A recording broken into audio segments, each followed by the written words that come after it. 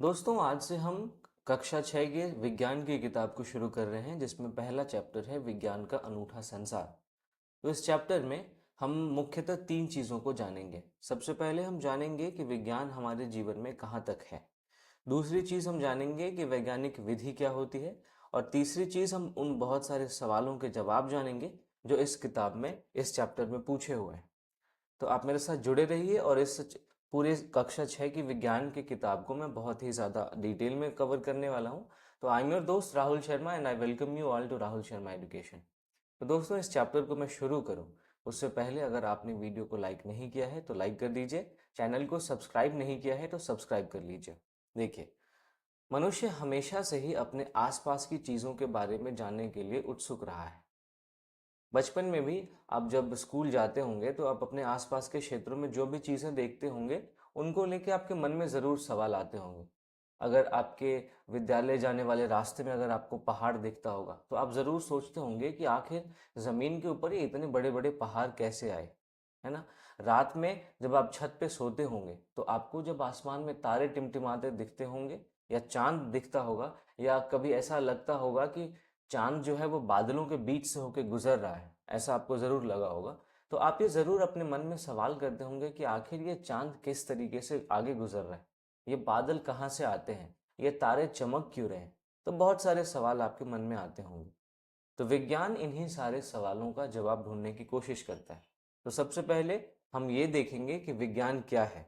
तो दोस्तों विज्ञान देखने, सोचने, समझने और कार्य करने का एक सशक्त माध्यम है जो विश्व के रहस्यों की परतें खोलता है।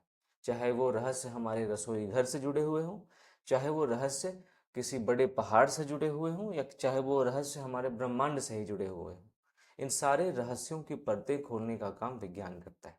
ठीक है। तो विज्ञान क्या है? विज्ञान एक रोमांचक साहसिक कार्य है जहां हम प्रश्न पूछते हैं, हम अपने आसपास की प्रकृति के अलग अलग आयाम के बारे में खोजते हैं और ये समझने का प्रयास करते हैं कि आखिर ये सब कैसे होता है। कहीं छोटी छोटी झाड़ियां हैं, कहीं बड़े बड़े पेड़ हैं। तो आखिर कोई भी पौधा झाड़ियों के रूप में ही क्यों रह जाता है, कोई भी पौधा एक इतना बड़ा पेड़ कैसे बन जाता है। तो इन सारे सवालों का जवाब ढूंढने की हम कोशिश करते हैं। तो अब सबसे पहले इन सब सवालों के लिए ये सबसे ज़्यादा ज़रूरी है कि हमारे मन में जिज्ञासा हो। और इस पुस्तक का जो नाम है जिज्ञासा, वो इस यहीं से आया है कि हमारे मन में किसी भी चीज़ के बारे में जानने की जिज्ञासा होनी चाहिए, तभी जाके हम उस चीज़ से संबंधित सवाल पूछ सकते हैं और उस सवाल का जवाब ढूंढ सकते हैं। तो चाहे हम छोटे छोटे रेत के कणों का अध्ययन करें या चाहे बड़े बड़े पर्वतों का अध्ययन करें, एक घास के तिनके का अध्ययन करें या एक बहुत बड़े जंगल का अध्ययन करें, हम हमेशा ही नई खोजों के लिए प्रेरित और उत्साहित रहते हैं अगर हमें विज्ञान पसंद है। हम जब कभी रात के आकाश में चमकते तारों को देखते हैं तो ये देखते हैं तो सोचते हैं कि तारे आखिर चमकते क्यों हैं, है ना। जब हम किसी फूल को खिलते हुए देखते हैं तो हमारे मन में भी ये सवाल आता है कि आखिर फूल को कैसे पता है कि उसको कब खिलना है। ये सारे रहस्य दोस्तों विज्ञान द्वारा उजागर किए जाने वाले कुछ रहस्यों के सिर्फ उदाहरण हैं। विज्ञान और भी बहुत बड़े बड़े रहस्यों को उद्घाटित करता है। तो विज्ञान के बारे में सबसे रोचक बात यह है कि विज्ञान सभी जगह है, विज्ञान सर्वत्र है। चाहे आप महासागर की गहराइयों में चले जाइए या फिर आप अंतरिक्ष की व्यापकता में चले जाइए, अपने ब्रह्मांड में चले जाइए, या फिर आप रसोई में पक रहे व्यंजनों में चले जाइए या फिर खेल के मैदान में चले जाइए, विज्ञान आपको हर जगह मिलेगा।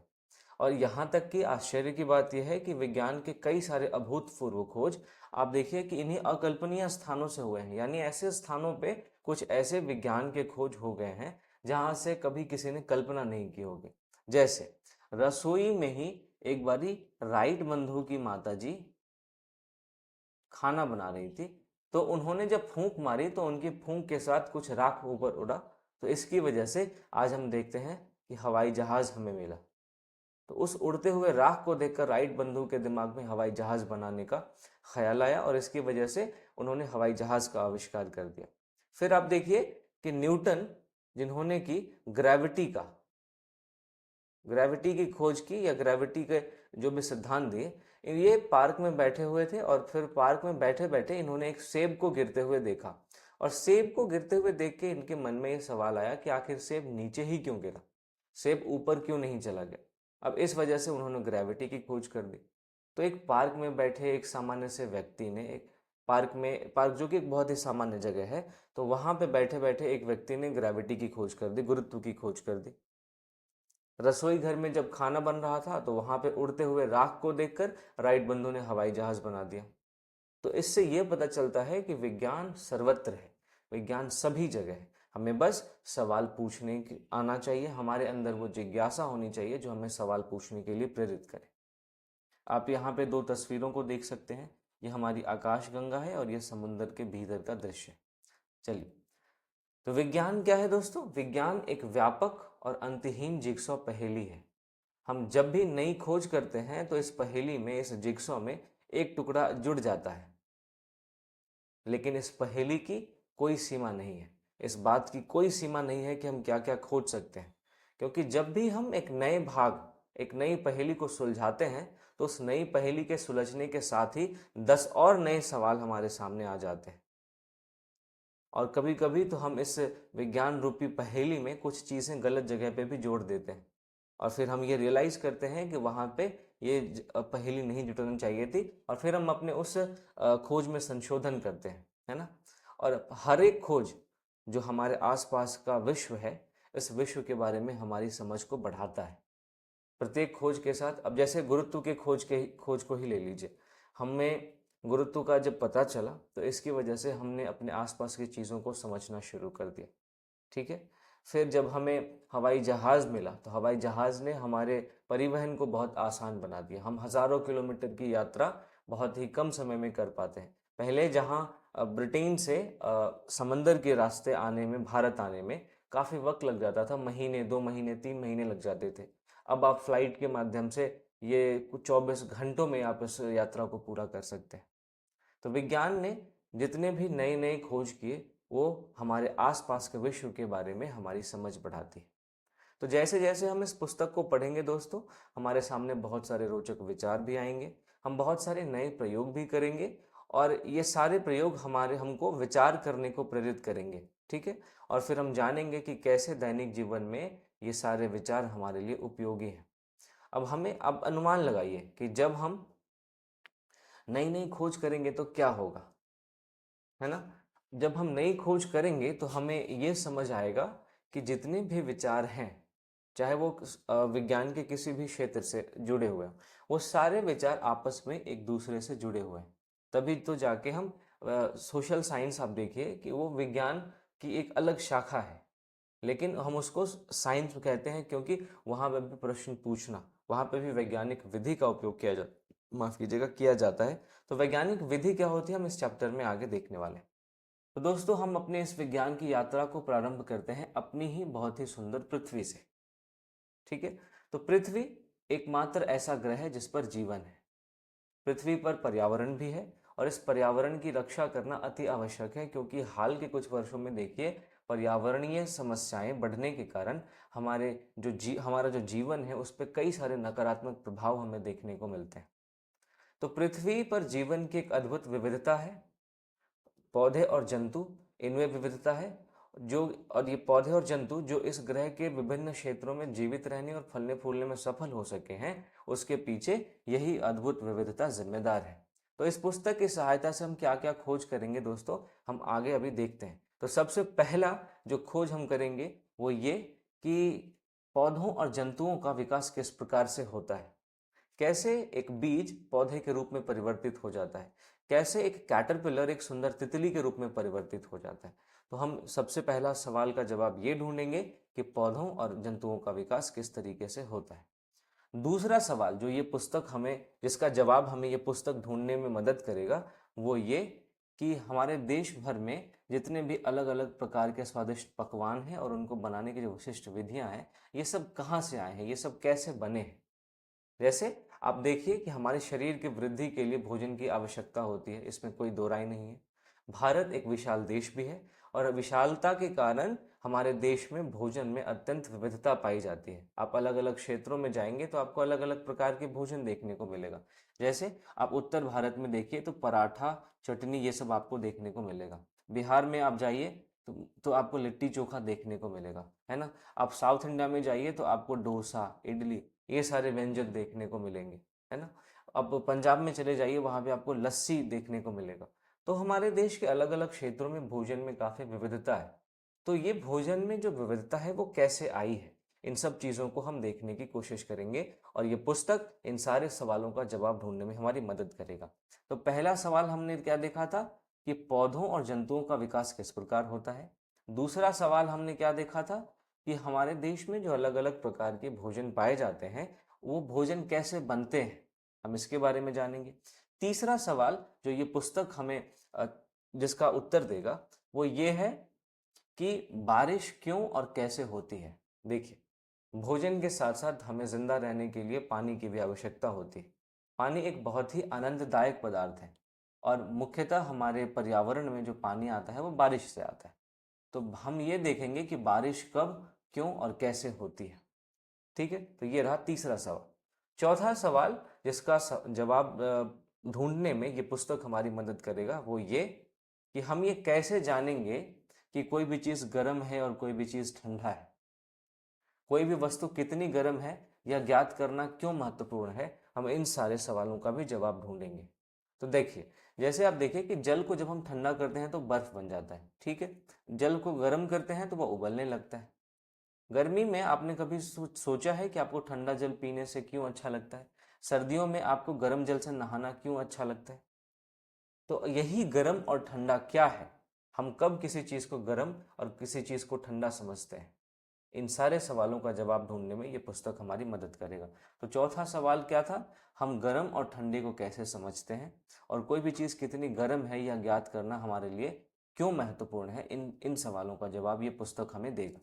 ठीक है, अगला जो सवाल है वो ये है कि हम ये जानेंगे कि हमारे आसपास की जो भी चीज़ें हैं, चाहे वो कागज़ जिस पे हम लिखते हैं, धातु की चाबी जिससे हम अपने रूम में ताला लगाते हैं, प्लास्टिक का पैमाना स्केल जिसका इस्तेमाल करके हम अपने ज्योमेट्री के सवालों को सॉल्व करते हैं, या फिर हमारे ज्योमेट्री बॉक्स में जो इरेज करने वाला रबर है, इरेजर है वो, या फिर चुंबक, या फिर हम जो कपड़े पहनते हैं वो, या फिर दूध पीने का प्याला, हमारे आसपास में जितनी भी प्रकार की वस्तुएं हैं ये वस्तुएं किससे बनी होती हैं, इस सवाल का जवाब ढूंढने में ये पुस्तक हमारी मदद करेगा। और फिर हम देखेंगे कि ये हमारे आसपास की चीज़ें जो कि अलग अलग पदार्थों से मिलकर बनी हैं, तो हम इन पदार्थों को कैसे एक दूसरे से अलग करते हैं, ये भी सवाल का जवाब ढूंढने में ये पुस्तक हमारी मदद करेगा। तो पांचवा सवाल क्या था कि हमारे आसपास की चीज़ें किससे बनी हैं, क्या ये अलग अलग पदार्थों से बनी है, और अगर ये अलग अलग पदार्थों से बनी है तो हम इन पदार्थों को कैसे अलग अलग करते हैं। तो इन सारे सवालों का जवाब हम ढूंढने की कोशिश करेंगे। तो इस पुस्तक की यात्रा में हमने अभी इन 5 सवालों को देखा, ठीक है। तो इन 5 सवालों की यात्रा में हम जैसे जैसे आगे बढ़ेंगे, हमें वैसे वैसे इस पृथ्वी पर विद्यमान प्रत्येक वस्तु के बारे में प्रश्नों की एक अंतहीन सूची बनती जाएगी हमारे सामने। और इन प्रश्नों की सीमा हम केवल पृथ्वी तक ही नहीं, हम पृथ्वी से परे जाकर सूर्य, चंद्रमा और आकाश में जो चमकने वाले लाखों तारे हैं वहां तक भी हम पहुंचेंगे और ये सवाल करेंगे कि सूर्य, चंद्रमा और आकाश में चमकने वाले लाखों तारों का निर्माण किस तरीके से हुआ है।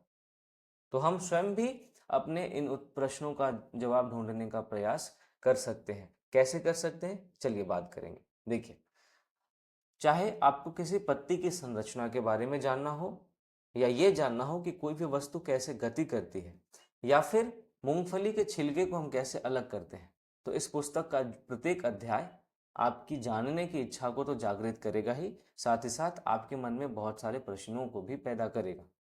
तो आप ध्यान अगर देंगे तो आप देखेंगे कि बहुत सारे ऐसे प्रश्न हैं जिनका जवाब आप खुद भी ढूंढ सकते हैं, माफ कीजिएगा। फिर जैसे कि मान लीजिए आपकी कलम लिखना बंद कर दे, तो आप क्या करते हैं, सबसे पहले आप ये प्रश्न पूछते हैं कि आखिर मेरी कलम ने लिखना क्यों बंद किया। ठीक है, दूसरी बात, उसके बाद आप अनुमान लगाते हैं कि क्या कलम में स्याही समाप्त हो गई है। फिर आप इस अनुमान का परीक्षण, इस बात को परीक्षण ऐसे करते हैं कि आप कलम खोलते हैं और रिफिल की स्याही की जांच करते हैं। यदि रिफिल खाली है तो आप जान जाएंगे कि इसका जो रिफिल है वो खत्म हो गया है, तो आपका अनुमान सही हो जाएगा कि रिफिल के खत्म होने की वजह से मेरी कलम ने लिखना बंद कर दिया। परंतु मान लीजिए कि आप देखते हैं कि स्याही खत्म नहीं हुई, तब आप क्या करेंगे? तब आप एक और अनुमान लगाएंगे। तब आपको लगेगा कि हो सकता है कि जो इसके अंदर की स्याही है वो सूख गई है, जो इंक है वो सूख गया। अब इसकी जांच करने के लिए भी कि आपका ये अनुमान सही है या नहीं, आप क्या करेंगे? कुछ और करने का प्रयास करेंगे। तो विज्ञान भी इसी तरीके से कार्य करता है। आपका यह जानने का प्रयास कि आपकी कलम ने लिखना क्यों बंद कर दिया, वैज्ञानिक विधि का एक उदाहरण है। ठीक है, तो हम अभी देखेंगे कि विज्ञान केवल तथ्यों और आंकड़ों को याद करना या केवल प्रयोग करना नहीं है। विज्ञान चरण दर चरण प्रक्रिया का पालन करते हुए हमारे प्रश्नों के उत्तर ढूंढने में सहायक होता है। तो वो कौन कौन से चरण हैं जिनका पालन करके हम अपने प्रश्न का उत्तर ढूंढ सकते हैं, आइए हम उन पे बात करते हैं। तो यहाँ पे जो 5 चरण दिए हुए हैं, इन्हीं को हम वैज्ञानिक विधि कहते हैं। वैज्ञानिक विधि। तो वैज्ञानिक विधि में हम सबसे पहले क्या करते हैं? सबसे पहले हमें जो भी चीज़ इंटरेस्टिंग लगता है, हम उसके बारे में ऑब्जर्वेशन करते हैं, उसका अवलोकन करते हैं। फिर हम उसके बारे में एक प्रश्न सोचते हैं। उसके बाद हम उस प्रश्न का संभावित उत्तर का अनुमान लगाते हैं। फिर हम इस अनुमान का अपने प्रयोगों के माध्यम से और फिर और ज़्यादा अवलोकनों के माध्यम से सत्यापन करते हैं। और जब हमारे सामने परिणाम आते हैं तो उन परिणामों का विश्लेषण करने का प्रयास यह देखने के लिए हम करते हैं कि क्या हमारे प्रश्न का उत्तर प्राप्त हुआ या नहीं। तो ये 5 ऐसे चरण हैं जो कि वैज्ञानिक विधि के होते हैं, और इस वैज्ञानिक विधि के माध्यम से ही हमें बहुत सारे प्रश्नों का जवाब मिल जाता है। तो वैज्ञानिक भी इसी वैज्ञानिक विधि का उपयोग करते हैं ताकि जो अलग अलग प्रकार के सवाल उनके समक्ष उभरते हैं उनका वो जवाब ढूंढ सके। तो वैज्ञानिक कौन होते हैं? वैज्ञानिक वे लोग होते हैं जो समस्याओं का हल ढूंढते हैं और नई वस्तुओं का खोज करने के लिए वैज्ञानिक विधि का प्रयोग करते हैं। परंतु क्या कोई भी व्यक्ति जो वैज्ञानिक विधि का पालन करता है एक वैज्ञानिक की तरह कार्य करता है? भोजन पकाने वाला व्यक्ति यह सोचकर हैरान हो सकता है कि दाल कुकर से बाहर कैसे निकली। क्या कुकर में बहुत ज़्यादा पानी था? साइकिल की जो मरम्मत करता है, तो वो व्यक्ति, उसके बारे में आप सोचिए। वो ये ढूंढने का प्रयास करता है कि आखिर टायर से हवा कैसे निकली, हवा कहाँ से बाहर निकल गई। या फिर जो इलेक्ट्रिशियन होता है वो ये ढूंढने का प्रयास करता है कि विद्युत बल्ब क्यों नहीं जल रहा, क्या समस्या बल्ब में है या स्विच में। तो जब हम यह प्रश्न पूछने और इसका उत्तर ढूंढने का प्रयास करते हैं तो एक तरह से हम सभी लोग, चाहे वो छोटा बच्चा हो या एक बड़ा वयस्क हो, हम सभी लोग वैज्ञानिकों जैसा कार्य करते हैं। ठीक है, चलिए आगे बढ़ते हैं।